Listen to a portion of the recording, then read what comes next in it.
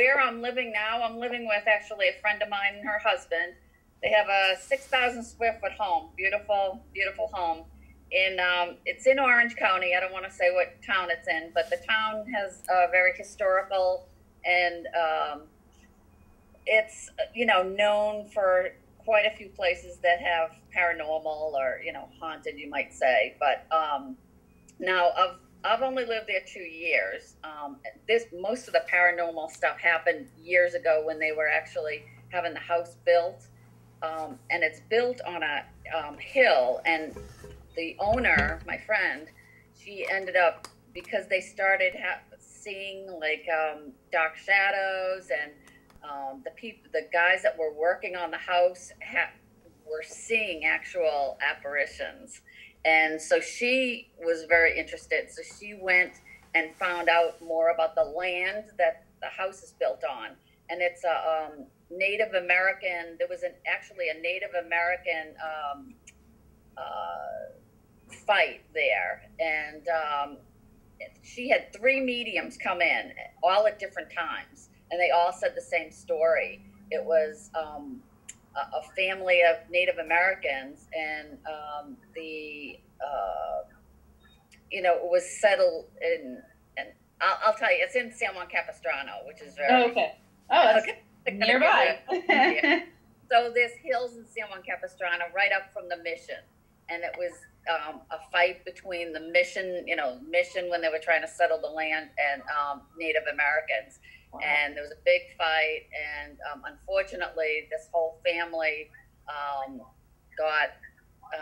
there was actually a Native American teenage girl that her throat got sliced. Oh, so yeah, the whole family ended up dying. So the mediums, they all came in at separate times, and they went right to like this place that's kind of a basement in the house. And they actually they all said, okay, we saw the Native American teenage girl. And so anyway, a lot of the workers worked on it. There was one in particular, the foreman, they were working on the house, and they have a beautiful like ceiling to floor room that's all windows, ceiling to floor windows.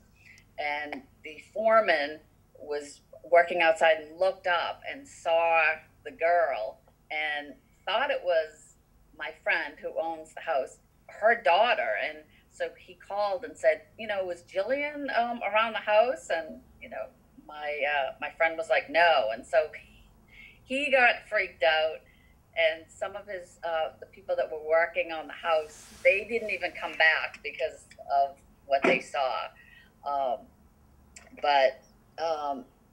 Didn't know right out of there. That's crazy. Yeah. But she's in the meantime, like there's been other happenings and stuff, but those were pretty much one of the scariest.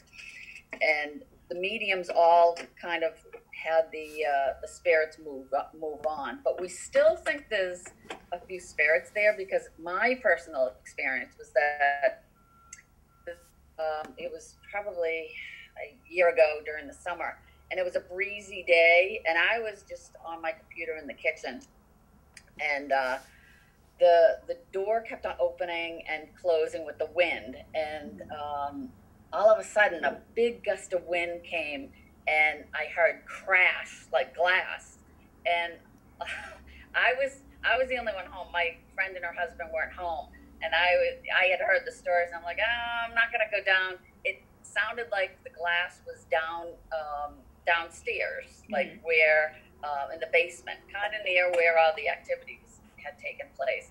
And so anyway, long story short, I didn't go down or anything, but when my friend came back, we went down to where I heard the glass, and she had a beautiful, she said it was about 30, 35 pounds, all glass bowl.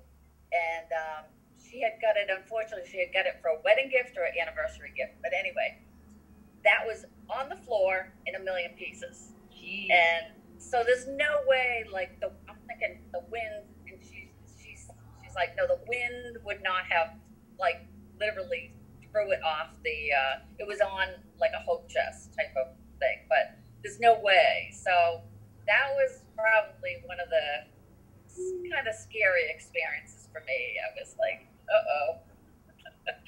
But there's knocking that goes on like in the walls, like especially late at night. I've kind of grown used to it, and I kind of go, you know what, will you lay off so I can get some sleep? But other than that, show him who's boss. What's that? You got to show him who's boss. Yes, exactly. But that's been my worst experience, and I just kind of, just go and flow with it. So I'm not really that scared. But anyway, so that's my experience.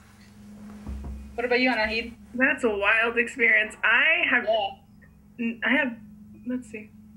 I don't think I've experienced anything at all, actually, but I do read into a lot of these things, so I'm really interested. The knocking thing you were talking about reminded me of like a story from the Queen Mary, where there's like a certain room that's really haunted. It's very popular. It's like a well-known story.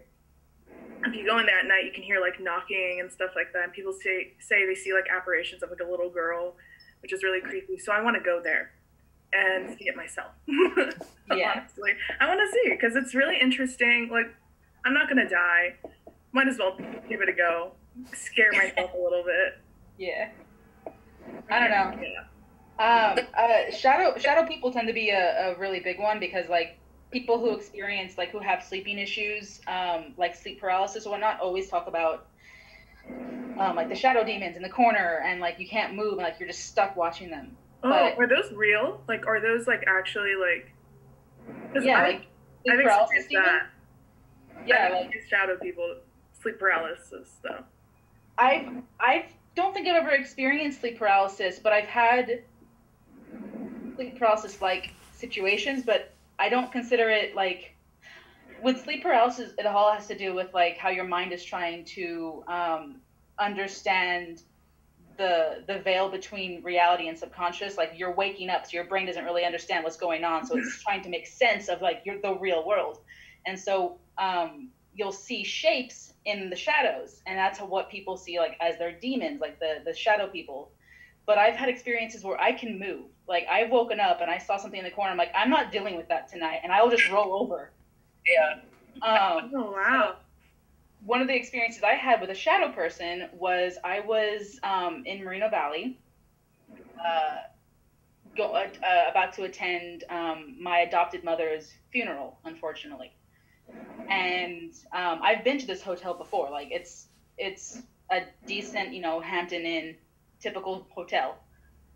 And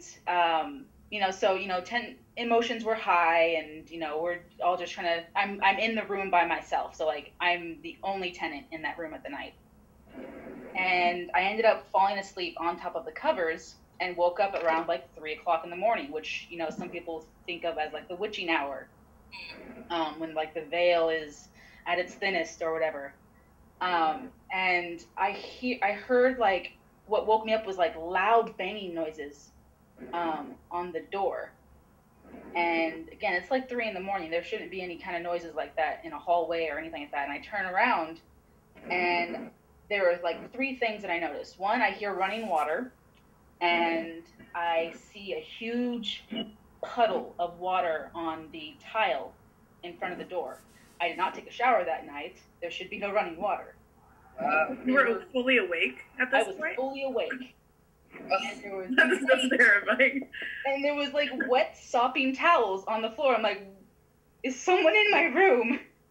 What? And the next thing, I hear more banging on the door, and I look up, and there's this like creepy dark figure just standing at the door, facing me. Go on. And I'm just looking at this. I'm like, no, I have to deal with something really important tomorrow. So this is how I know I was awake. I got under the covers, turned over, and said, I'm going to sleep. And I woke up, and there was like, I woke up actually in the morning around like, 9 or 10 in the morning, and no water, nothing. The bathtub or the shower or Bathroom. The bathroom was completely fine. Nothing was out of place. Oh my god. The shadow person cleaned up. You better have. I'm not dealing with that bullshit. They wanted to take they were in there like, man, I don't have money for a hotel room. They went to their room. They sorry, fam. Like, just do your thing. I'm sorry I woke you up. And the thing is that I went to the front desk that morning to check out, and I asked them, like, hey, was there any, like, noise complaints last night on this specific floor? And a couple of people, and I guess the manager or whatever is like, oh, yeah, like, people were running around. I'm like, were there any, like, people complaining about banging noises? And they just kind of, like, the front desk attendant and the manager both looked at each other like, no, nothing like that. I'm like, okay, cool. So either you're keeping something secret from me, or just... Oh, that's suspicious. Wow. I don't trust them. And that's kind of a constant. Like, I've dealt with, like, those type of experiences since I was 8. Wow. Yeah. That's really interesting, actually. That's a gift. You're gifted. I don't know about gifted. Kind of spooky gift. Kendra, have you ever gone to like a medium or a psychic Nope. to try to, Because they're figure out if it's I've always wanted to go to one, actually, because I'm just really into that stuff. But your sleep paralysis story, I've had like 3 or 4 sleep paralysis situations happen to me, and 2 of them were I woke up, it was kind of like Inception, where I woke up in a dream and I was having a sleep paralysis attack thing, and I couldn't scream, and I was just like, ugh. It was really scary. Another one was I woke up and my ex-boyfriend was sitting next to me, and he turned into a sleep paralysis demon, and we were in a relationship at that time. He like turned into one and then tried to kill me. Whoa. You ever have dreams, Yeah. like you dream about someone and you wake up mad at that person in your dream? It's like they didn't do anything for you, but the dream person did. Maybe that's why you guys broke up.